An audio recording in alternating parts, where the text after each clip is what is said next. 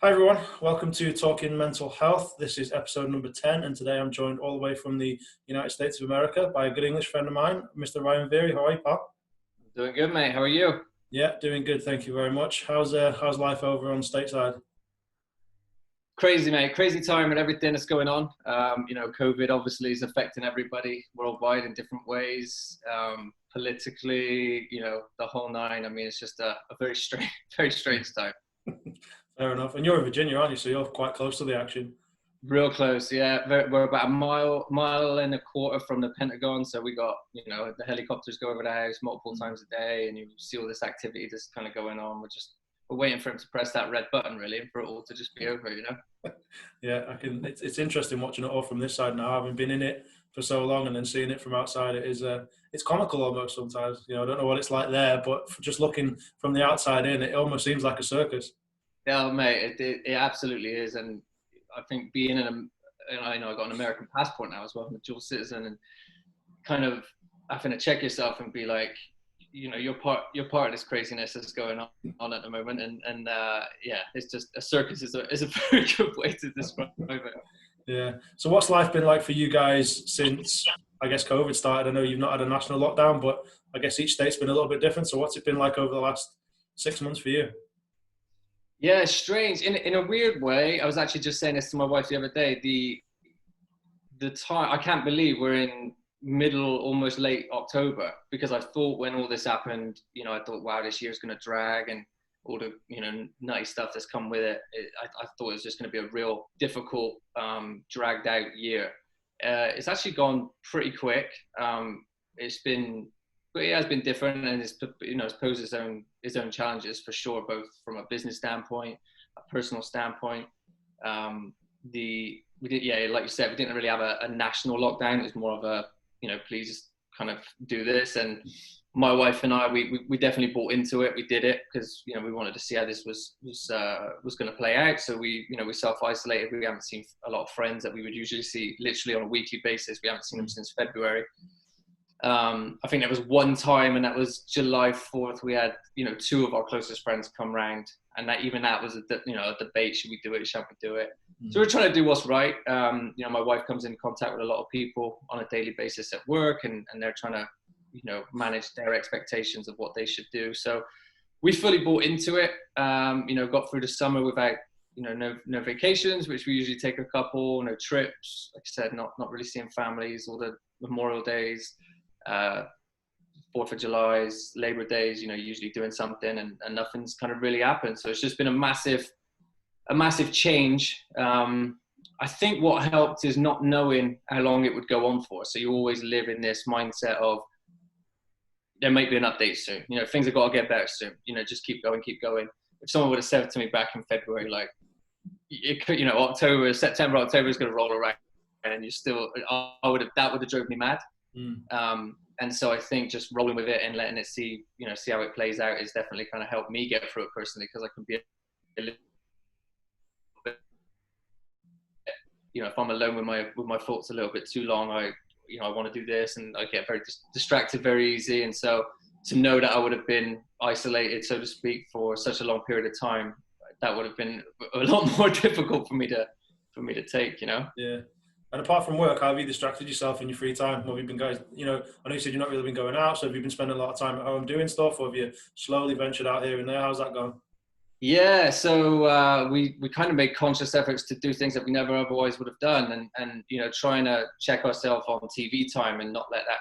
I was kind of annoyed back in March. I was a bit annoyed at myself. I went and bought a PlayStation, and I think that would kill. I used that kill some time, and it did for a little bit, but there's always so much to do with work. And I kind of have this thing where if I'm not being productive, whether it be my personal life, my health, my business, or whatever, I get an itch, and I kind of get annoyed with myself if I'm not kind of progressing. And so that was counterintuitive to my how I would have wanted, or what I wanted to do with my time. And I did it and got it, and that was one thing. And to be honest with you, I probably played a collective 4 or 5 hours, and that's all I've used it for. I'm probably sell it now. But other things we've been really lucky, because we had the garden done. We had the backyard turfed out and done, and that was getting done around February time. And then all this started happening, and that was when they started to they put the law on non what's it called, what's the word, non-essential work couldn't be, you know, like couldn't be done. And then I was like, oh man, the contractors aren't going to be able to come and finish the garden, because I was thinking, at least if we got some outside space, you know, we can let the dogs run out, we can go out there multiple times a day, get some sunlight, get some, you know, just some outside time. And I thought I was going to be living in a dug up garden for all the time. But they're construction, so their class is not as essential work, so they got that done. So that was a massive help for us. Like, I got a lot of friends who, you know, are living in apartments, and we were until just a couple of years ago. And now, you know, lucky enough, we've got a house with a couple of different levels and some outside space. So that's been huge. When my wife was off work, she was, we got a Peloton like last October, which has been an absolute lifesaver, because that's, you know, allowed you to get a pretty intense sweat on without leaving the house. And those things collectively, you know, they kind of help. If I honestly, mate, if I was back in that 850 square foot 2-bed apartment, without access to that stuff, would have been a different ball game for me in terms of, you know, we're very lucky, really. So, you know, reading, exercising, and trying to, you know, be conscious of that, trying to limit screen time and TV time. It's been you know, it's allowed me to be as productive as I can on work. The only downside to that is sometimes, you know, you become a workaholic, and that has its own kind of negative effects on other aspects of your life too. So it's been a challenge, but one I've been trying to consciously be aware of, you know, more of my actions, and now I'm spending my time and kind of what I'm doing with myself, you know. Yeah, I think that's a big thing. A lot of people that I've spoke to in the last 3-4 months, it's been about almost managing time effectively, you know, not getting stuck in the same routine, but finding some kind of way to get through the days and to keep themselves busy without just sitting in front of the TV all day. Huge, mate. Yeah, big time. And I think because it's so quick, you know, you think about forming good habits, right? We want to form good habits with our life, good eating habits, good exercise, good, you know, mental health habits. It's really easy to, you know, those things require like a conscious effort, which is why a lot of the time we don't do them or don't make time for them. To sit on a sofa and pin up in front of the TV with a screen in your hand takes almost, you know, little to no effort, and 3-4 hours could pass by like that. You do that every single day for a week or two, you've just formed a really unhealthy, you know, habit that's not going to serve you any. So that, you know, it's really important that we you know, kind of trying to check ourselves on that. That said, the amount of shows we've binge watched on Netflix, you know, I'm not perfect. You know, sometimes you're like, did we just watch 8 episodes of that? You know what I mean? Like in a row, you know, you got to check yourself on that a little bit. Yeah, no, I mean, we're the same. I'm laughing, you know what I'm saying, trying to cut screen time, but we've watched endless amounts of things on Netflix, more so later in the evening, you know, when it's dark outside, it's a little bit cooler, so we're not really planning to do much, so that's kind of our way of winding down a little bit. Yeah, we've gone through, I couldn't even tell you half the things I've watched, because I've watched that much, I can't remember most of them, which is really sad.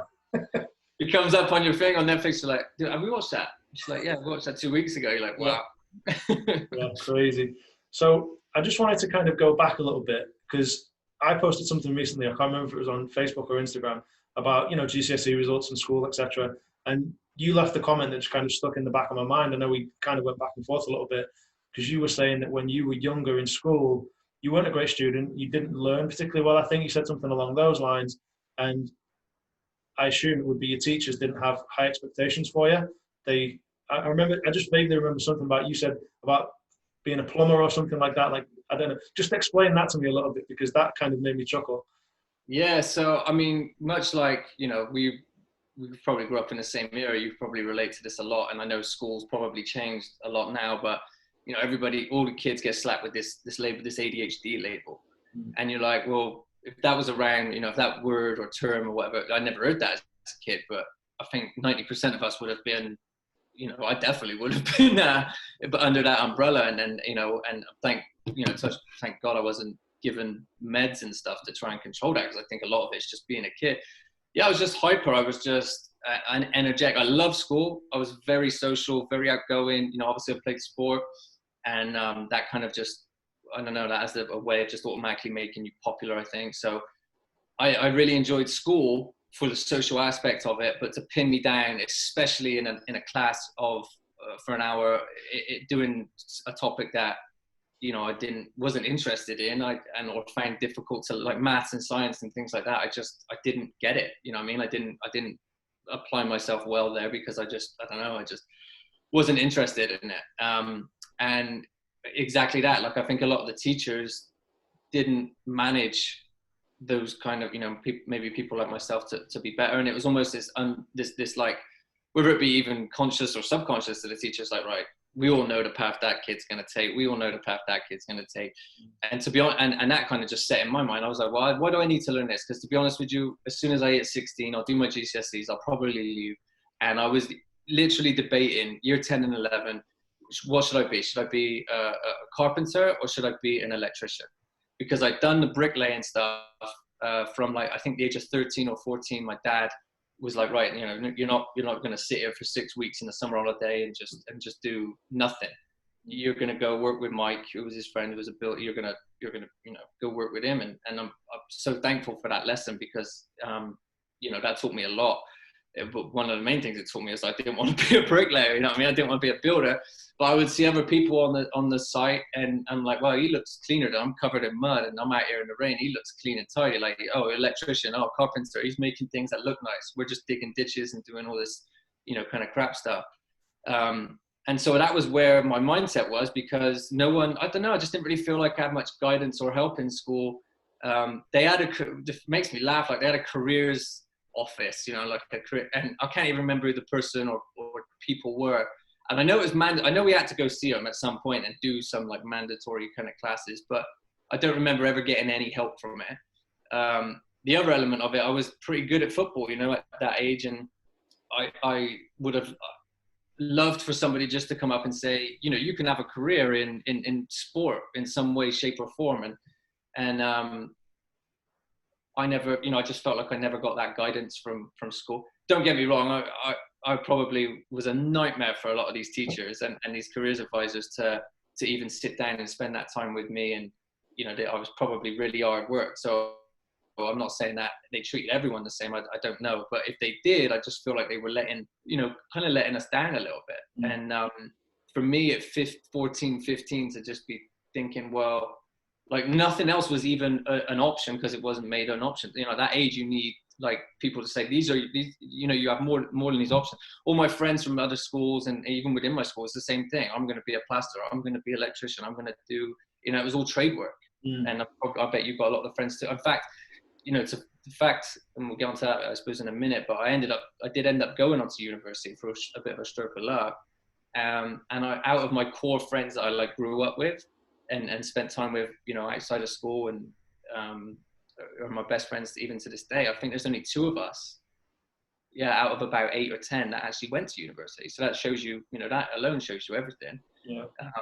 Because I think, boys, and I don't know, but maybe girls too, but boys, I think they're just, we're going to leave, we're going to be and do this, because we're probably not going to get good enough grades to go on and do it. So I think there's a massive, and I hope it's changed. I really do. And I think it has, we're talking, like 18 years ago, and 20 years ago now. That makes me feel old. But so I'm sure, and I hope there are developments in that area, because there's just especially now, there's just a wealth of opportunity and different things you can kind of do. And I got lucky. Literally, the way that changed for me, mate, was one day, I was in year 11, and I was coming to the end of that year. And my dad came home one day, and he was reading the paper, and he was like, "Oh, they got a trial down at Weston-super-Mare," which was, I was living in Bristol. Weston-super-Mare is 45 minutes, hour away, a seaside town. And they said they were advertising for people leaving school, come and have a trial, and they had a program going with the local semi-professional team and the college, right? So for like our form of college, which is, the gaps in between high school and university. So he said, why don't you go down and do it? And yeah, let's go do it. Let's go play the game. So it was just a trial game, went down, played the game. And literally there and then, like right after, they said, like, we'd like to work with you. Like, this is what it is. And I don't think I even went in there with any expectations. I don't even know if I asked what the college side of it was. I just wanted to go play the game of football. It's coming up towards the summer. It's nice weather on a nice semi-professional pitch. They had a little stadium. I was like buzzing to just play this game. So I went down there, they offered me that, and I was like, that was the first real indication of there's another option on the table for you now. You know what I mean? You don't have to necessarily do this. And even if, you know, you don't like it, like why not go do it? And it was a BTEC national diploma. I didn't even know what a BTEC was. No, everyone was like, if you're going to go on to college and do 2 more years, you're going to go do A levels. And that was just what it was. And there was a college just down the road from my school, St. Brendan's, and everyone was like, that's where you go. It was almost like, go here and you go there. I think they had a little sixth form department on our actual school, but not many people went to it. It's real small. And that's where you go. And I was like, all right, well, the last thing I want to do is 2 more years of this. I don't want to, you know, do year 10, year 11, all this coursework, all these exams, get my GCSEs, and then put myself for another 2 years of this, because this is not me. You know what I mean? But with this BTEC, it was all coursework. I was training twice a week in the day, you know what I mean, like with this academy. And all my lessons were around sports science, like sport and sports science, biomechanics, physical therapy. And the teachers that were there were literally a breath of fresh air. They were just modern, you know, sport like-minded people, and a lot of them at the time were, you know, mid to late 20s, some were a little bit older, so a little bit more relatable too. Treated you a little bit more like an adult. Classes were smaller, no longer wearing uniform. Like, to me, mate, it was just, and the funny thing is, I got distinction over the whole course. 2 years there, triple distinction, and with not much fault, because the coursework was exciting. It was on something I wanted to do. And I enjoyed learning about, and I was like, this is easy. You know what I mean? This is completely easy. So luckily my life took, and from there, you know, that was a mad stroke of luck, fate, whatever you want to call it, which, you know, led me to doing well in those 2 years. And then I was around people who weren't in the same mindset as the people at school, my friends at school, like, you're going to go be on the, you know, be a trade. These guys were like, well, after this, probably going to university and keep. And I'm like, more of this, 3 more years, happy days. Yeah, 100%, you know. And now, and they start to talk to you about careers in sport. And that's kind of where everything, you know, took a turn for the better for me, I think, you know. So that, I mean, I guess that leads nicely on to my next question then, is how did you end up going from Bristol to the States? And I guess that was the journey that you went, you know, step by step, college, uni, and then off to America? Exactly. And you know, then the university thing too, everyone was stressing out about it. I was like, well, let's just see what's available. You know, I didn't want to be too far away from home, but I wanted to be far enough where I could go live now, you know, away out of my parents' side. Not that I didn't enjoy living at home at all, but it was just time. You know what I mean? 18, you want to get out. So me and a buddy of mine, Steve, who I think you know as well, I met at college playing football. We went around, looked at a few different universities, and there was one in South Wales, Glamorgan, and I literally chose it because of their football pitches.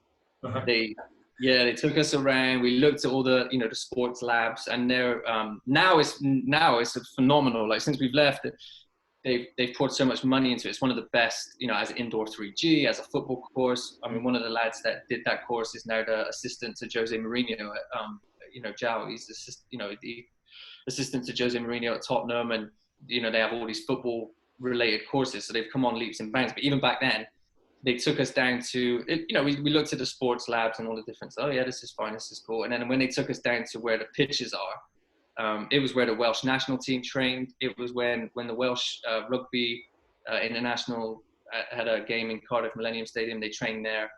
So I was there, mate. I was like, there's this 3G pitch, there's these grass pitches which are just like carpets, you know, multiple of them. Mm-hmm. And I was thinking, you're telling me on Wednesday afternoons I'm going to be playing on these, and you know, twice a week I'm going to be training on these. Like, sign me up. Like, let's go. So I picked it because of that. And I did sports studies for 3 years, and I even went on and did a master's. I didn't want to leave. I was like, you know, this is so easy and so kind of natural for me. I'm around the kind of people that I'm supposed to, or, you know, I felt like I was supposed to be around at that time. And then, you know, I went on to do a master's in sports development and coaching. That was around 08, 09, right? And so in terms of coming to the States, you know, we had the economic crash back then. And it was then coming to a point of where I did have the support of finding jobs and what should I do. And you know, there was these sports development officer jobs, which I really liked the look of, but they just weren't, you know, there's so many candidates for the jobs. And, you know, you're thinking, man, where do I want to live? Do I want to go back to Bristol? Do I want to move somewhere else? And the big thing that was happening at that time is I think soccer was just taking off in the States, that all these, you know, companies, and UK Elite being one of them, were like coming to our kind of universities and trying to recruit people. And I thought, you know what, why not do this? Like the jobs here right now are kind of difficult to find. I've done all this stuff in coaching and I've had a little bit of field time, but these guys are telling me they can get me on the field, you know, 10, 20 hours a week of actual, you know, maybe implementing some of this stuff. And, you know, let's kind of see what happens. And it was the adventure part of it too, you know, going somewhere new, completely new, you know what I mean? And that was exciting for obvious reasons. So yeah, I jumped into that and, you know, did the interview, got accepted. And the funny thing was, me and, again, Steve came, who went from college to uni, he was like, yeah, I'll do that too. So, and then we both got placed in, they needed 2 lads down in Virginia. We found out, you know, the company was mainly based in New York, New Jersey, but they had a house down in Virginia, which they needed 2 lads. And they were like, you guys are down there. And you know, off we went, met up with 2 other lads, lived in the house. It was almost like an extension of uni, where now it was like, you know, implementing this stuff.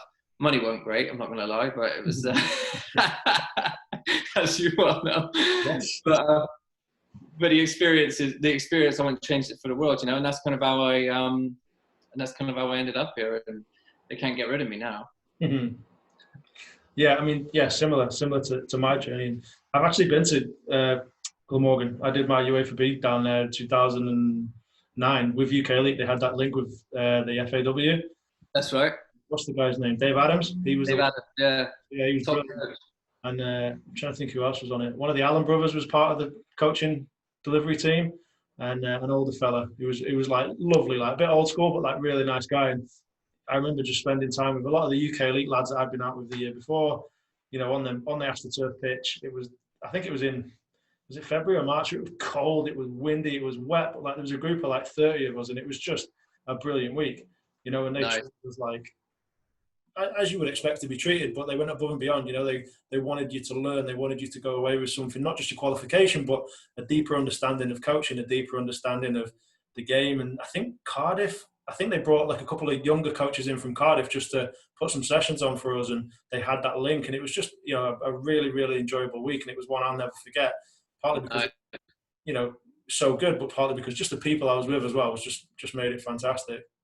Well, exactly, man. And that was like my experience, you know, with through uni, when you're around all those people. Like, you had that experience being around those people, doing something where you all have a common interest, versus being stuck in a classroom where you're either just doing it because society tells you need to do it, or you know, your parents want you to go on and do it, or I've got to go get an office job, so I just got to go and do, you know, I've got to do another 2 years of ink. You know what I mean? Like, you've got people in a room, some are there to learn, some aren't, and some are disgruntled, some aren't. Whereas you put yourself in an environment where everybody's like, this is what we want to do, and you know, you're getting support from people that want you to do it as well. I mean, there's just no better environment for learning for that, you know. Mm-hmm. And have you found that as you grow up, like having that environment where you've got like-minded people around you helps you develop as a person, but also as a professional as well, because you've got your own businesses now, haven't you? Yeah, 1,000,000%. Like, that's been a big, in addition to sport and you know, that being the only thing that really interested me as a kid, I was interested. I was somewhat entrepreneurial as a young kid. I don't know where it came from. Just the excitement of maybe trying to create something that generates money, right? Usually, and you got to be careful with that, because I've definitely felt privy to being money motivated, and it hasn't, you know, doesn't necessarily serve you long term. But yeah, being around people, like when you go to an event, a seminar or whatever, and I found that, you know, as I was around people doing the football stuff all the time, there was an element of me that wanted to be around entrepreneurial people and business people, because there's not a lot of money in sport. And I was kind of probably felt a little bit privy to, like, what's the grass look like on the other side, you know what I mean? And so after a few years of doing it, and to be honest with you, being run through the ringer, because working with them, and when I came to the States, and it was relentless amount of work for little reward other than intrinsic reward on you know, seeing kids develop or seeing clubs and you know, kids grow up and that kind of stuff. It's exhausting, you know what I mean? And I think, man, if you're going to put this much energy into something, why not have it, you know, why not get what you deserve out of it? And my eye turned to business a little bit. I got married in 2014, and you know, once then you kind of get your green card through that versus a company that's sponsoring you, options kind of opened up, and I just started to explore some of them. In fact, my wife's aunt was a you know, realtor. And as a kid, the other thing I always wanted to do was flip houses. And I always had this weird, like my parents come in, they watch me watching that Homes Under the Hammer. Is that show still on back home? Yeah, oh, I love that show. I absolutely love that show. And I used to watch that all the time, every day. You know, I whenever I could, I'd watch that. I'd record it on Sky Plus and that. And I think, I don't know if my parents thought it was weird or not, but anything that was about houses and property. In fact, when I was at uni, doing my master's, just before I was doing my master's, I started to look at a house, because it was just in this Welsh village, right? The houses are kind of cheap. And I was starting to think, if I could get a mortgage, if I could get, you know, a bit of savings there, I could just get a down payment for a mortgage, I can rent each one of these rooms out. And I did that. So I bought a little house, funnily enough, on the same street I was living in for the last 2 years of uni. I managed to get it. I got a mortgage on it. I think my dad co-signed for me. And that was the first thing where I was like, you know, I was saving money, and I was first introduction, I suppose, of like actually taking some money, putting it into something, and then watching it grow. So I bought this house, interest only mortgage was dead cheap, and I was renting each room out 50 quid a week. So I was cash flowing like mad, and I was living for free. So I always had that real estate bug. And so I definitely wanted to explore that. And so we're talking about being around those people, right? So I managed to have that with the football. And then my wife's aunt was like, oh, you'd be good. She's a realtor in Florida. She's like, you'd be good at that. You know, you're a people person. You should. And I thought, yeah, go on, then I'll get my license. I was living in New York at the time. Went and got my New York license. Then we moved straight away. We came back to Virginia, just outside DC. So I got my Virginia one. And I thought, I'm going to coach, because I'm still with UKLA. I was like, I'm going to tell them I'm going to coach with them, and I'll do coaching hours. But then I'm going to go on and I'm going to be a real estate agent and try and fit both worlds that I was craving, like together, be around both kinds of people. And I went and got the license, and soon realized, like, you can't do that job part-time. And I actually made, put it this way, the first full year in business in 2015, I said to the UK League, I was like, I'm out. I'm gonna explore this for a bit. I needed a bit of a break anyway, and I need to dedicate everything to this and learn it. The first year in business, which was 2015, I wrote a check to the IRS for about the same amount as my wages was for UK League.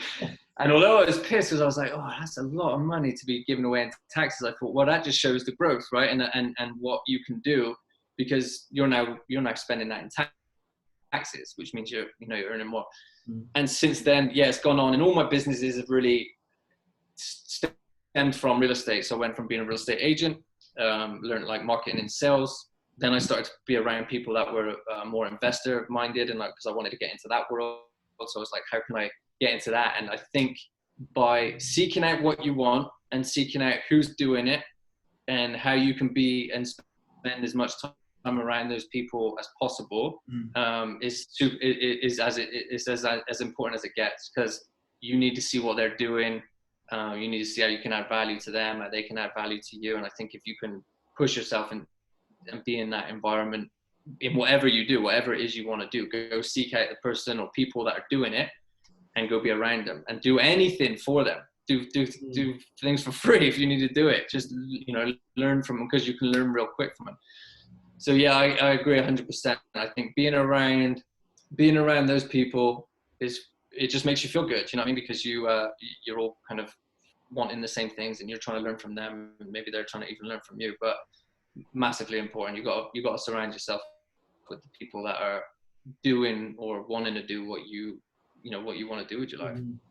Yeah, it's interesting. Obviously that's amazing. And, like, you've obviously gone on that journey of being this kid at school who was supposed to go on this path and all of a sudden diverted onto this other ladder, I guess, and just made your way up to stuff that you actually want to do and that you care about, and not just sticking to one thing. You love sport and you love coaching. That's where you got your degree, but then you had those other interests that you kind of pursued on the side at first, and then that kind of became your forward movement. I think that's amazing. I think a lot of people are hesitant to do that. Was that a big change for you? Because I know you mentioned coaching burnout, and I experienced that with UK Elite as well.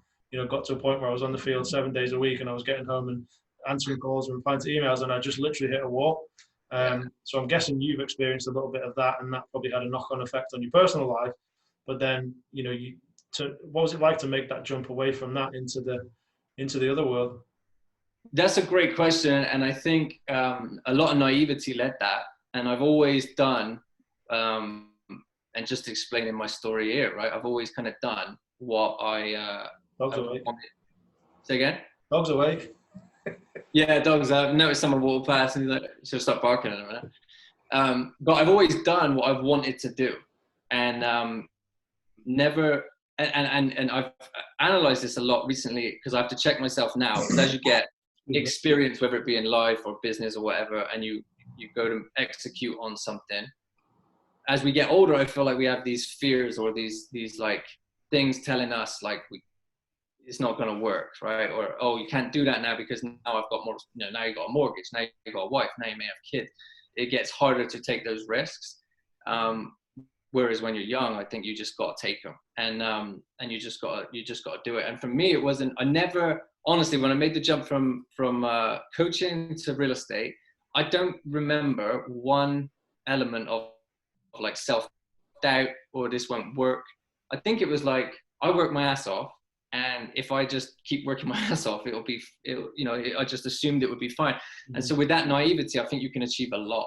And turn the blinkers off, and it gets harder, I think, to do that as you get older, because you have knock-on experiences, you have failures, you have setbacks, and all these, after going through a few of them, they get harder to want to go through the next one. We're trying to always avoid pain, whereas when you're young and you haven't gone through them yet, you're like, dive in head first, let's go, like bring it on, kind of thing. And you have more energy too, I think.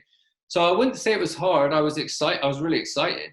I think my wife's mom at the time, she was concerned because she was like, oh, he's given up a job, he's given up safety, and he's married my daughter now, and now is he going to be able to take care of her? I remember that a few passing comments there, and I was like, is she worried? Yeah, I mean, why is she worried? And I was like, oh, whatever, I'll make it work.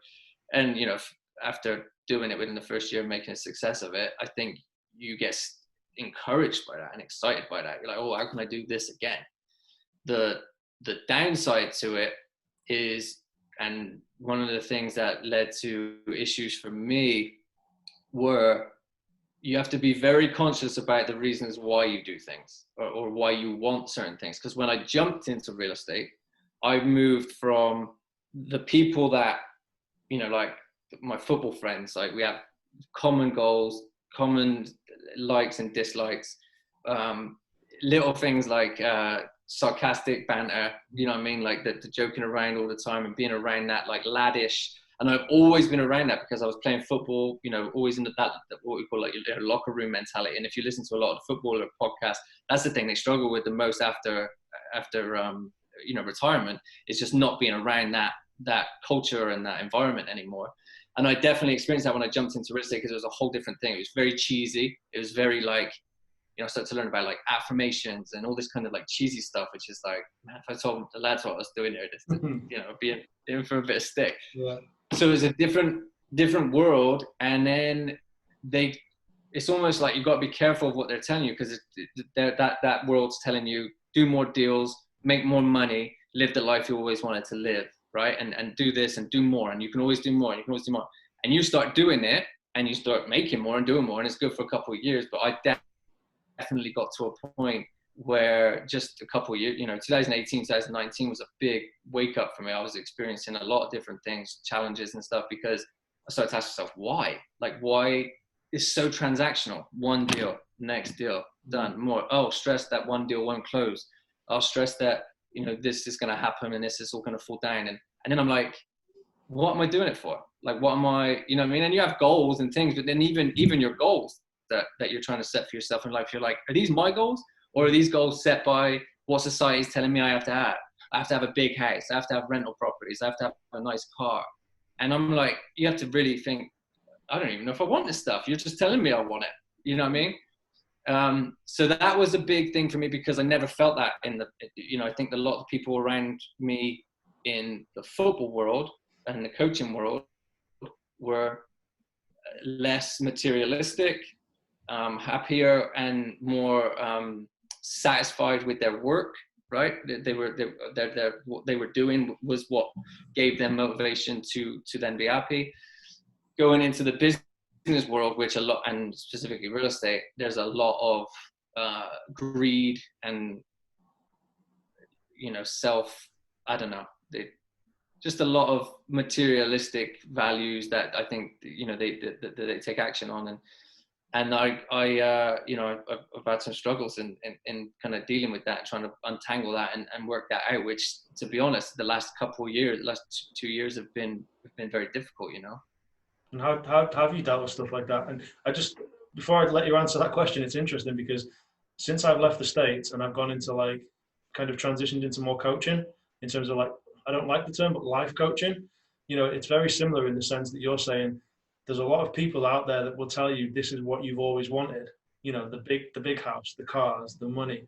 And it's like, oh yeah, that's what I've always wanted. And then after it, I feel like even I got to a point where I was like, wait, do I actually want that? Or is that what they're telling me that I should be wanting because that's the life that they kind of work towards? And I think it's really interesting, the word materialistic, because I've really felt not that pressure. Well, I guess there is a kind of pressure to it that if you are going to be a coach, or you want to go into a particular field, you have to have that ambition of the things you were saying. 100%, 1000%. And I think people really have to, and especially young people. I know the work you're doing with young people is great, and I think they need that guidance. Because now with the distractions of I've deleted Facebook off my phone. I still have Instagram for a little bit. I think Instagram just gets me my funny comedy value for videos for the day, but I had to delete it off my phone only very recently. I watched that documentary the other day, the Social Dilemma. And you have to be, and that kind of brings about. It's funny, stuff you already knew, that they were doing, but they are literally manipulating your mind. And I think a lot of what you want, right? And if you live from your own values, whatever those are, that's important, because otherwise you are going to be pulled around by what the media tells you need or want, or what tradition tells you need or want to have as a life. And you have to go real careful about that, because when I dove into that business and real estate world, that's all it was. And you didn't even get, you're like, I mean, who doesn't, if someone's going to give it to you, right, the big house and the car, go on then, I'll take that. But do you want to do what it takes to get it because you really, really want it? And if you do, there's nothing wrong with that. For me, I've only really recently worked out that my ego drove a lot of my actions within the business world, because I wanted it, I thought I wanted it. And then it gets to a point where you can actually afford some of this stuff. And you're like, I don't want to do what you have to do. The stuff I have to do to get it, that outweighs the reward of having it. And when you get it, you're not fulfilled anyway. So I may as well do something day to day that fulfills me, makes me happy. And that has been where the balance has come from. Can I do that within a business? Can I create businesses around that? And it's just been a big couple years for trying to learn that. And I forgot, what was the question that you wanted me to answer specifically? I was just thinking, because I waffled. I asked the question, then I waffled, and then said something else. And those struggles that you said you dealt with over the last couple of years, how did you deal with those? Did you talk to people? Did you deal with it on your own? Did you go and see a psychologist? What was your way of getting through it? Yeah, great question. So in 2018, I was brought an opportunity with work, or with my real estate business, probably the biggest deal I've ever done. It was messy. It was going to take some time. It was a 12-unit apartment building, and the potential earnings were, 6 figures. And I had some partners on the deal, but it was this big shiny object brought to me, and it was like the greed, right? My palms start itching. I'm gonna do this. and a lot had to be done to get it done, because there's these tenant laws in DC and stuff that we had to, navigate through. And it was the most stressful thing, because I kind of put all my eggs in that one basket. That alone brings stress, because it took 4 to 6 months to actually get it across the line and get it done. And in that time, it was just constant stress, struggles, illegal action. First time I've ever had any kind of legal action taken on me from people that we had to kind of deal with.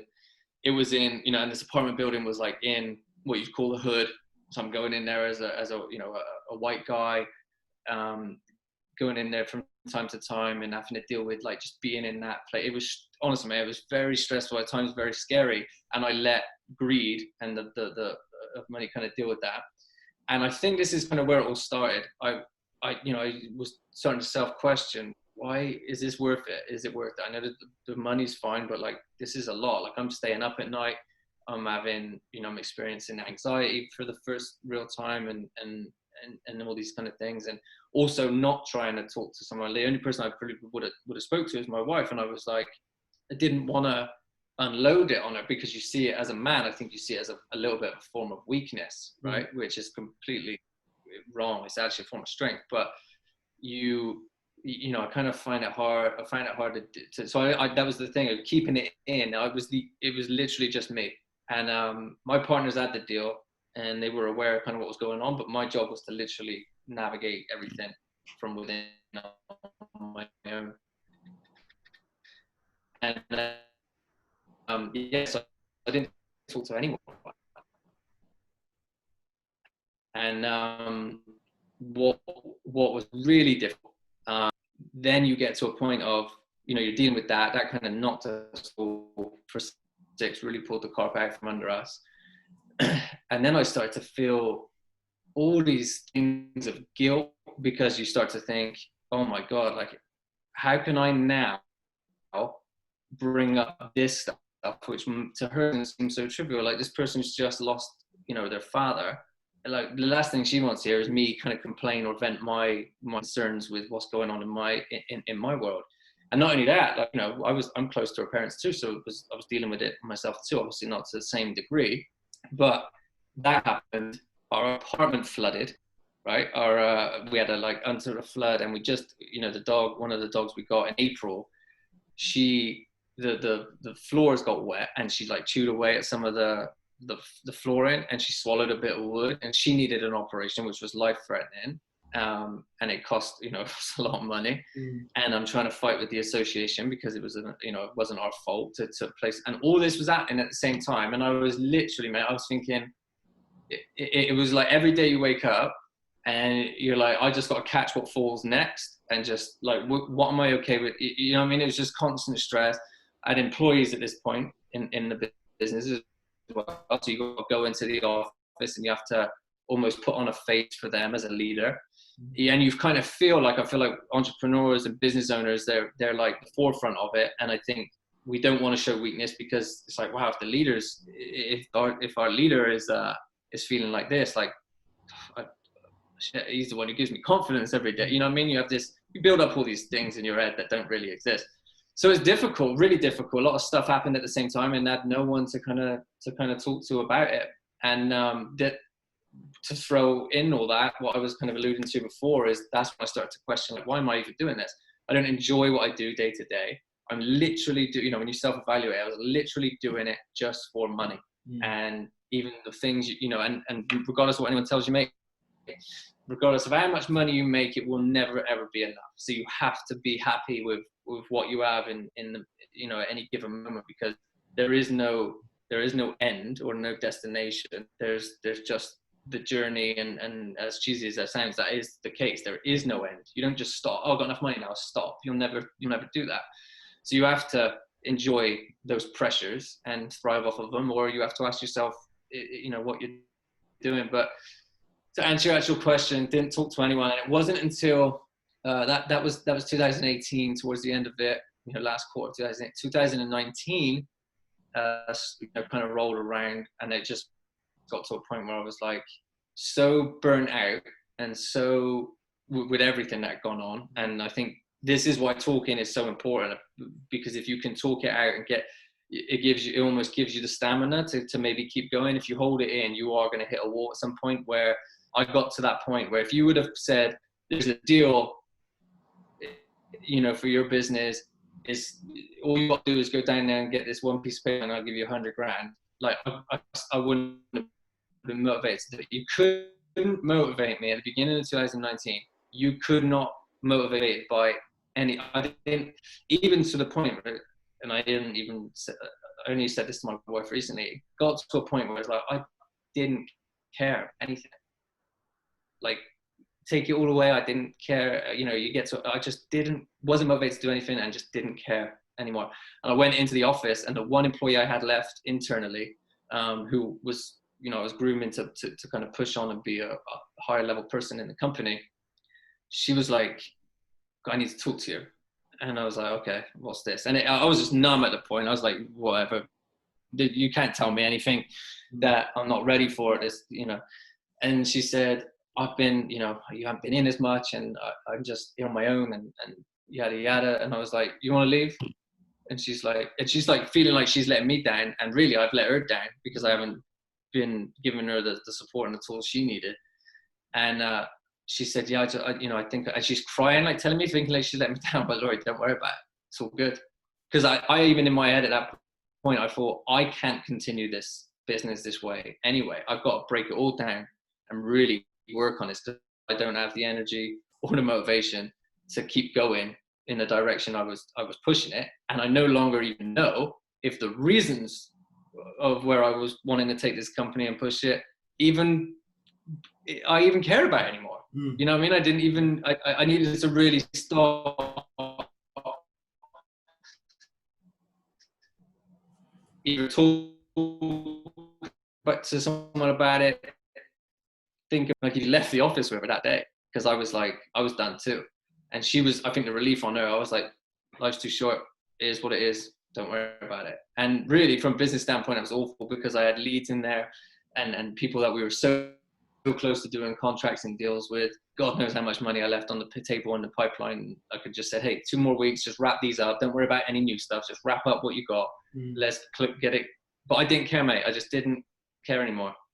And that's when I started to be like, wow, I can't go through that again. I need to like really have a look at what's going on, the reasons behind why I'm doing things, and I need to evaluate that before I can kind of take the next step. And it was a very like almost eye-opening and surreal experience, because I'd never experienced anything like it before, Yeah, super. Yeah, it's weird. I lost you a couple of times there. I don't know if you can still hear me, because the video kind of keeps freezing on you, but I don't know if you can still hear me or not. But yeah, I think it's, like you said, it is so important to talk to somebody, whether it's just someone in the office or whether it's somebody at home, just to, I guess, get it off your chest. Someone gave me, or I read a great analogy recently. It's like, when you've got something you want to talk about, it just kind of sits on your chest. And then once you get it off, you feel like you can breathe again, because it's not crushing you anymore. And it's just like, it's gone. And you're like, okay, now I've said it. Now I can start to process it and start to deal with it. It's going to help me progress to where I want to be and not keep me stuck in this same place. And it sounds like you've been through that journey, and you hit the wall, you kind of burnt out. You got to a point where you're just like, whatever, I don't even care anymore. Just deal with it, and then you managed to get past that. And I think, everyone who's had these similar conversations with me, I think that's the most important thing, is getting past that point where, you're in the dark bit and you can see the light at the end of the tunnel, but it seems to be getting further and further away, but you keep moving towards the light and you don't just stop and think, oh, well, I'm never going to get there. 100%. And so your point about talking and why it's so important is you have to be okay to do it, because at some point it's going to come out.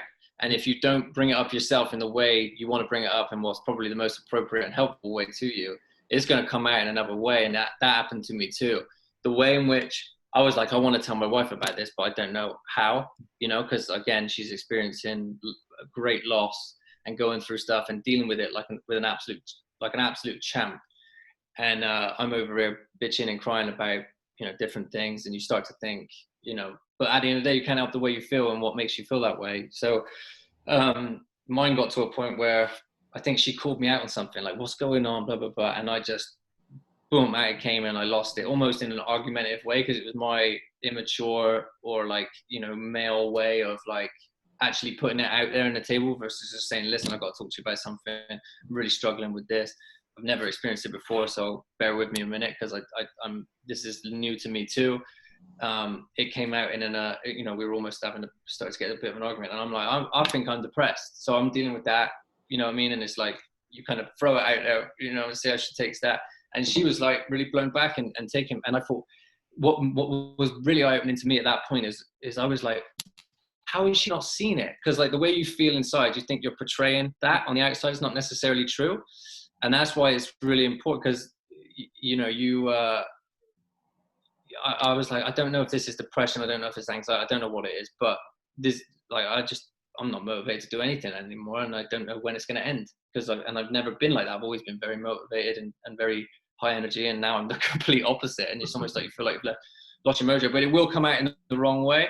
And so I think that was a key thing for me too now, is knowing that, you know, it's okay. I just think I was struggling with the point of the only person I would bring this up to, or the only person I thought I could bring this up to, was also going through something really, and really, I, you know, probably should have been there and for her.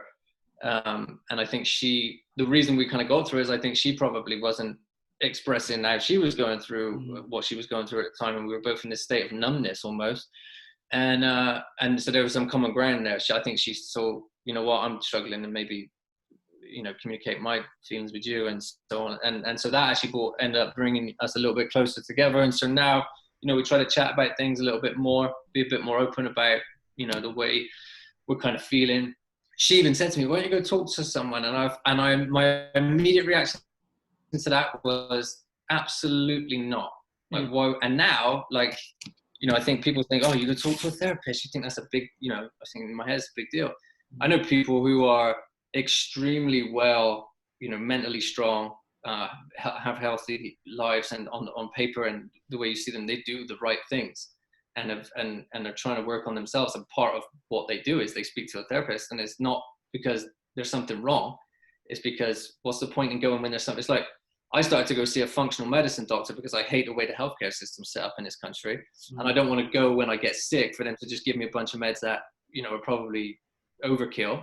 I'd rather go now, find out what's going on with me intrinsically, take the supplements I need, stay away from the foods that don't agree with me, so that, you know, I can live a healthier life. That's just like, you know, we work on our bodies all the time, right? We feel, I'm going to go to the gym. As everyone's new, I'm going to go to the gym and I'm going to work on my physical health. And they think that's looking slim, probably so they can look good on Instagram or social media, or people say, oh, you look good. But like, we're not as willing to, you know, work on this part. And, you know, when I see those people going to see therapists, I think it's because there is no issue. It's to just get maintenance on their mental state and kind of catch things before they turn into something big. And I think, you know, I think that's so important, you know?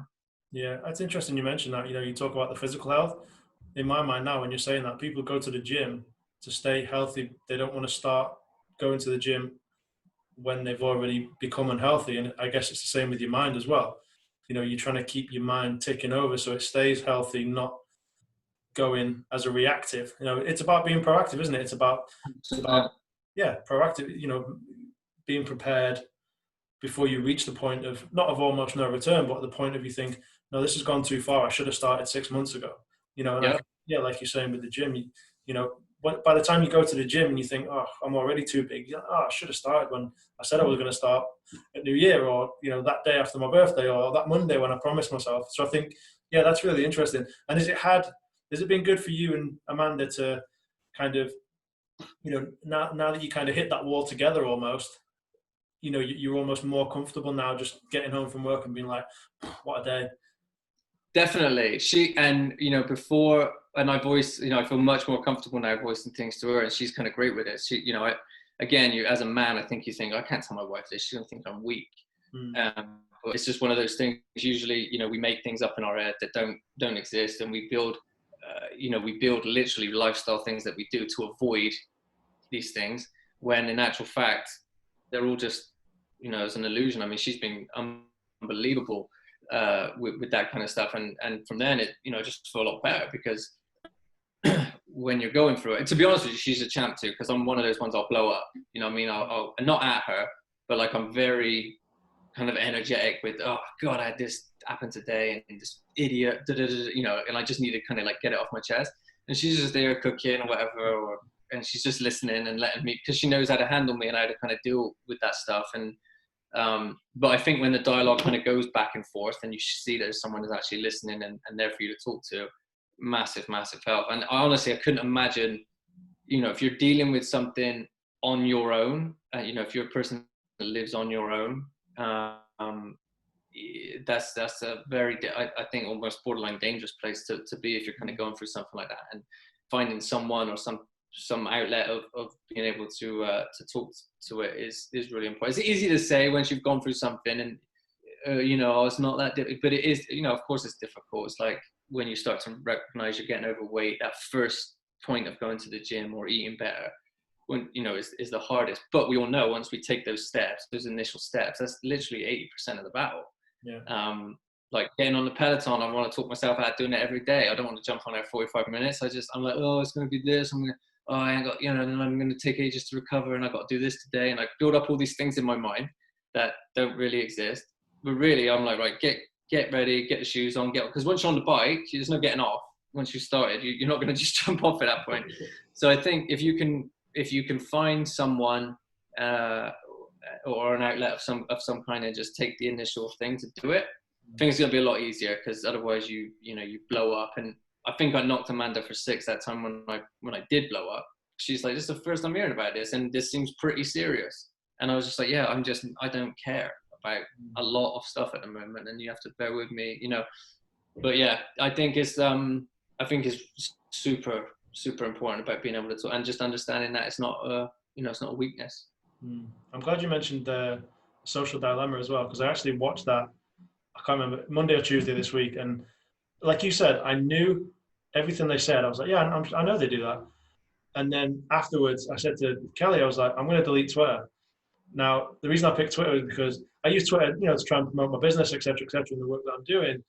But I feel like I was just on it for the sake of being on it. I've done some training with people. Oh, this is a good way to grow your business. Get on all the platforms. Get on LinkedIn. Get on Facebook. Get on Instagram. Get on Twitter. And I signed up for Twitter probably 2011, 2012, and I lasted about 2 weeks. I was like, this is crap. I don't even like it. I'm getting off it, whatever. I'm never going back to it. And then I did go back to it about 2 years ago, and I had the account, probably about 2.5 years. And on whatever day it was, Tuesday or Wednesday this week, I just went, deactivate the account, delete, and it's gone. And honestly, I feel like I've got so much more time now, because I feel like I'm going on there and reading, not to learn, not to understand, just to pass time. And you pick it up, mate, and it's like, then you look at the time and you're like, that was 20 minutes of just that. Yeah. I got nothing from it, apart from probably a little bit angry, or I no longer feel good enough in some, or I feel lazy because I've just gone and seen a bunch of other business people or this, that, or other, and they've gone and achieved this weekend. So now I feel just terrible about myself. Yeah. Like I don't think there's much positive things that kind of, and for young kids, I mean, I think we're very lucky that we grew up in a time as kids where that it didn't exist. And so the kids going through it now, I mean, it's almost like they don't know any different. So like, having this virtual connection versus actually real connections. And I think I deleted Facebook just after I watched that, because I thought every time I go on Facebook, I just, like I said, either get annoyed, or I don't feel good enough, or like I'm doing enough. And you start to feel yourself, then you're like, hang on a minute, well, I'm happy for this person because they've just done X, Y, Z. But the reason I feel like almost envious, I suppose, is because I feel like people should see me doing that. And that's where you have to check yourself. Do you want to do what they're doing and hit what they want to do because you want approval or recognition from other people, or do you actually want it? And that's where a lot of my stuff came from. I was wanting to do things and make money and do this stuff because you want people to go, oh, Ryan's successful. But A, you don't hear them say it to you anyway, so it's not like you even know. B, your real friends don't care. They don't give a shit. No one cares. And the third thing is like I said before, you get it. There's just that feeling of emptiness, and then you go again. and then you go again, and then you're like, John Rankin's out too. The amount of crazy, I mean, divisive, everyone's talking about how divisive we are at the moment, and keyboard warriors and reading all this stuff, and, like ads everywhere. It's just a lot of noise that came out there. Think Like a Monk. And he says in there, you have to be super careful with what consumes your mind, because what consumes you'll just get pulled around, and you need to really work out what's important to you, what your values are, and everything you do. Like if you pick up your phone to go on Twitter, you're like, is this going to value me? Is it going to, am I living for my values, or am I just being pulled around based on what I'm going to see on there when I pick it up? And it's so true, because you only get 24 hours in a day, and what consumes your mind will consume your actions. You need to check that. So how have you felt since you've deleted it, like from a business standpoint? And I know you said you have more free time, but like, have you had any concerns with, because if you're promoting business on it, that's what also becomes difficult. It took me so long to delete Facebook, because, we do promote ourselves, business self on there. But for me, it was like weighing the personal side of it. Yeah, it's strange, because even though I was promoting business stuff on there, I'm still promoting business stuff on Facebook, Instagram, and LinkedIn anyway, and I've got my website. So it's like, do I need all of the above? Can I sacrifice one of them? Because even though I was promoting my business on there, I was spending personal time on it as well, reading, football stuff and politics. And like you said, I was coming off, and I was just like, all right, I posted something about my business. That was half an hour ago. I spent the last 28 minutes just annoying myself because of reading all this nonsense that I don't agree with. And now I'm actually pissed off that I went on there in the first place, and losing sight of what was the actual reason for going on there. And that's partly, a personal issue, because I could just go on, post it, and then close it down. But, like you said, it's addictive. It just hooks you in. And, you might post something, and the first thing you see is about your football team, or, something that you think, oh, yeah, I agree with that. And then you go to the next one, and you just keep going and keep going and keep going. And then you get to a point where it's like, I need to stop. So it was, I feel like a lot of the stuff I was reading on there was either football related or politics related. And, football I could get on Sky Sports News or on the TV anyway. But the politics stuff, I'm like, I don't even care about some of this stuff. I'm reading it, and it's just, I either really, really agree with what that person's saying, so I'm going to like it, or I completely disagree, but I'm not going to say anything, because I don't want the fight of dealing with someone behind the screen. I was just like, whatever. And honestly, I don't feel like I've lost anything. I feel like I've actually gained more sanity, more time, less time on my screen, etc., for doing it. So I think slowly I will potentially wean myself off other ones as well. But yeah, good. I think it's good. I stopped having my phone in bed, because I found, like, me, we pick a movie or something to watch to chill out at night, and then as soon as it starts, I look 5 minutes later, I'm on my phone, she's on her phone. We haven't said anything to each other for 10, 15 minutes. Yeah. We have one night will be Wednesday nights where phones will be either like far away, right? So we call that date night. We either now usually going out, or now we'll get, usually take out, or we'll cook whatever, and like we'll watch a movie, and this is pretty much all we can do at this. But we'll make sure phones are away. You know what I mean? And we've also tried to like dedicate at least 10 pages a day of reading. Like, so she's doing that together before bed. And I've even got to a point where I just don't have my phone in bed anymore, because I got this this Aura ring. I was trying to, it tracks your sleep, and I wanted to know, where my energy levels were coming from, how I should kind of attack the day, because I think sometimes, we're doing all these business things and having such busy days. Like as you get older too, I mean, the testosterone drops, and you have to literally pick where your energy comes from. So I wanted to know, do I even work out today? Is that going to take energy away from things that I need to just even get through the day? So for me with sleep, I was like, phone out of the room. So then when I go in, I'm not on it, because I find myself, I'm on it, and I'm like, what am I doing? Yeah. And I was wearing these, I wear these before bed. I wear these like orange thin glasses, a couple hours before bed, take the blue tint out. And I'd wear it, the lights would be off in bed, and I'm in bed with those glasses on, because I'm like, well, I need them on right now because I'm still looking at my blue light. And I'm like, how about I just get rid of the problem?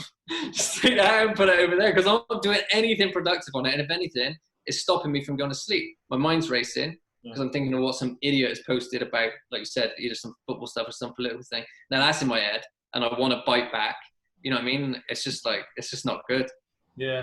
I actually went to the gym today for the first time since I didn't have Twitter. Well, that's not true. So I went swimming on Tuesday, went to a class on Wednesday, swimming yesterday, so obviously wouldn't take my phone to any of those. But then today I actually went into the gym for the first time and I didn't take my phone even with me. I left it here at home because normally I'm of the mindset that if I don't have music, I can't work out properly. But then I found myself taking my phone, obviously for the music, but then every once in a while, just in between a set or whatever, I'd take my phone out and just go, and I'd look at something and I'm like, what am I doing? Why What am am I I doing? looking at?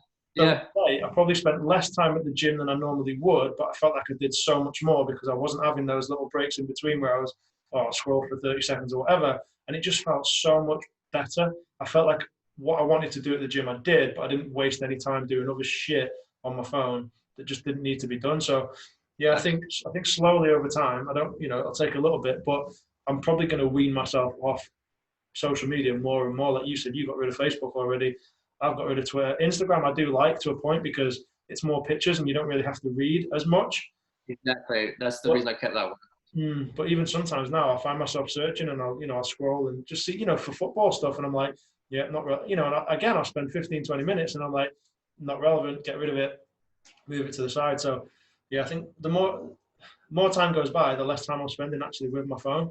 And I'm trying to now consciously, sad in a way that we consciously have to make an effort to not take our phone wherever we're going. It is, but that's the world we live in, and that's the way we have to beat it. Then I think that's definitely the best thing to do. I've been time blocking because again, being busy, time blocking has become a good habit for me. So even on my calendar, my personal stuff goes on first, this time of the day, and at the end of the day, if I need to move things around, I'll do it. So any hour or 2 hour blocks, I know what I'm doing. And talking about like saving time and being at the gym and getting, you said you felt like you achieved more in the same amount of time. I put my phone on the shelf in the office. I don't even have it on me. And while I'm in that block, sometimes I even put on, like right now we're doing this, like this, you get my like airplane mode, all notifications off, and it's on the calendar. If I do the same thing with work, and then I look up and I've got like 100, whatever, not necessarily 100 missed calls, but a bunch of missed calls and text messages. And when you're so like, oh, I need to take this now, that distraction, and there's even stats to say like when that takes you away from the work that you scheduled to do, if it's important enough for it to go on your calendar, it needs to get done. If you're going to allow yourself to get dragged at every different notification, I think they say for every time you step away from it, from a distraction, it takes you 7 minutes. I think that's a stat. Like there's studies suggest it takes 7 minutes to get back on track what you're doing. Wow. And so can you imagine that every phone call 7 minutes, mate, 5 of those, and you've lost half the time in your hour block. Like that, you can't get that time back. And most of the stuff can wait. That's the best part of it. Most of it can wait. And even if you schedule social media time, you know what I mean? If you're going to do it, but schedule it. Mm-hmm. And this break, I'm going to do it, because otherwise you end up, the amount of times I've gone through my timeline and then like, I'm on it. And then I'm like, oh, I've seen this already. And then you scroll back up and you're like, oh, the last 10 things I just scrolled past I've seen already, and I didn't even know. Yeah. Madness. Yeah, and I think that's, in my opinion, I don't have any research to back this up, but I think that's why so many young people now are struggling with mental health, because they can't focus on something for more than a few minutes. Picking up their phone because that's how they fill time. But also, like I've seen kids like in a group, there'll be 6 or 7 of them. They'll all be there together, and they'll all be on their phone. Mad. So they're in a physical space together, but they're not actually acknowledging the fact that each other's there. They're there, but they're not there. Their mind's somewhere else. And yeah, that's one thing I'm trying to work on at the moment is work.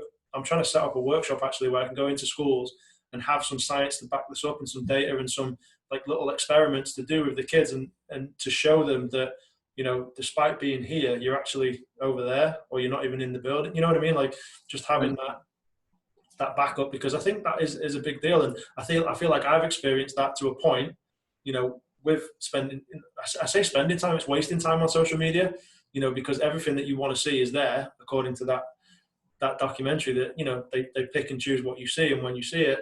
So like now I'm trying to make a conscious effort to personally spend less time, but then also use it as a tool to show teachers and schools and the students that actually this can be good, but it can also be a nightmare.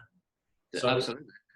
Yeah, he says in that book that I'm reading at the moment, it's like if you are watching, like the good analogy he uses is like if you fill your time watching Desperate Housewives, you'll eventually get the mindset that throwing a glass of wine over your friend at dinner party and acting like that is normal, right? But if you consume it with, interactions with people, this is how we talk. And because most of the time what you see, you wouldn't never act like that. So I think it's good what work you're doing with young people. And I think it's important that anything you can add into the fact that, listen, what you see on air and how you see your friends and all these people you're comparing to you is 99.9% bullshit. And most of those people that are portraying these awesome lives and stuff on social media, and that's what you're living up to, it's so false it doesn't even exist. And I know this is true because you see people, like I said, in the business world, you think are crushing it, you go chat to them in person over lunch or coffee, and they're struggling. They're struggling like mad, but they feel like they need to keep up this facade. And that to me was a big opener when I put myself, we said at the beginning of this call, put yourself around people that are doing things you want to be doing. And when you emulate this person, because all you do is you see them in the phone, oh, they're doing great stuff, look at this person, he's so inspiring, blah, blah, blah. And then when you actually get to know that person and see they're just normal people and they go through the same things you do, and a lot of what they're putting out there is just fake. That's kind of why I don't post a lot on social media, because I think, how do I word this? Like, I think it's important to not portray something that doesn't really exist. You know what I mean? Because people follow you and like that, they'll think, oh, this is good, I should be doing this. No, you should be doing what you want to do and live the way you want to live. But they got to get it out of their hands, man. And because I can't even imagine if it was around when I would have been so distracted with that, and I would have literally pulled my values and what's important to me in the life I want to create. And I've already, somewhat experienced that for the worse, is doing things that you think are what you should be doing, and that it's going to shape your life. Sometimes it's too late to come back and change that. You know what I mean? Like, so when they're young, it's really important that they any work you can do with them to make them realize that, I think it's going to be really, really powerful and important for them. Because I'm talking about my career as officer back in 18, 20 years ago. It don't feel like that long ago, but it's shaped. And they're at an age where it's so key, because the decisions they make are going to shape the rest of their future, and sometimes there's no coming back from that. So don't let it be driven by something that doesn't even exist. Yeah, no, yeah, absolutely. So to finish off, mate, I know you said you go on you do your Peloton, and you go out and you work and etc. What's your main sort of ways of escaping stress and strains of work when you're at home, trying to just switch off? What do you do? Yeah, that's a good question, and it's hard because I have my office at the house. And so it's very difficult to sometimes pull away from work, but I'm getting better with that. I have little reminders to pull away from it. Recently, I do a lot of stretching. So I take time to do 10 to 15 minutes, and I'll do it when I wake up and before bed. And again, I'm not the perfect person, so sometimes I'm tired, I just go to bed and I don't do it. But I found as I got older, flexibility is a bitch, and it just helps me sleep and just like kind of loosens me up. And so I take some time to do some stretching, holding them for long, 30 seconds to a minute sometimes. So, and I love it, mate. It really helps. I don't know what it does biologically. I know it opens up different, like blood flow and things like that. But really enjoying that. I got the Peloton here. I should be working out more strength work than I'm actually doing, and I'm trying to incorporate that as much as I can. But make a conscious effort to get outside, and because I think we're all vitamin D deficient, so I take vitamin D supplements, but I also try and get out for 2 to 3 windows, 15 minutes. I've got to let dogs out anyway, so instead of just letting them out and being on my phone, leave my phone in the house, go outside, cup of tea or whatever, and just get some sunlight. That to me has kind of been really important. And I think just time blocking and just protecting that time. Like, these are the times where I do this. Try not to get pulled. Sometimes you are going to get pulled around, and that's just the way it is. But try not to get pulled around by it. Control your time, and don't feel bad about those little pockets of time. If I want to work out, that's the best thing about being a business. If I want to literally work out in the middle of the day or at 10:30 in the morning, where really is it's go time, I can do it as long as I'm productive in the other elements of my thing. So for me, it's just about planning it, scheduling it, not allowing yourself to get pulled away from it. But exercise is the big one. Try and get a good sweat on for at least 30 minutes a day. It just changes your whole mindset. And if you miss, it's like when you miss 2 days at gym in a row, that slope is not good, and that will mess with your head. So try not to let that happen as best you can. And remember, just starting it that's the 80% of the work done there. So that's what I'm doing right now. I could be doing more, but I also don't let that bother me anymore, because that can mess with your mental state too. It's like, oh, you're being lazy, or you're doing, look, if I feel up to it, I'm gonna do it. If I don't, I don't. And I know when I'm being lazy, and I know when I'm not. And sleep, man. I was underestimating the you burn the candle from both ends. That's gonna kill you off too. I was last few years of just grinding 4 or 5 hours sleep, up at 5, spending long hours working. That's not necessarily, sometimes it's a needs must thing, but it's not sustainable. So pay attention to your sleep time and make sure you're getting enough. Right, mate. I like it. I can't remember all those things you just said, but I'll go back and rewatch them. Stretching and sleep, they're the ones that stuck the most. Vitamin D, sunlight, stretching, sleeping, and trying to get a mental sweat in, or trying to get a physical sweat in at least 30 minutes a day. You do that, you're going to be in a good place, I think.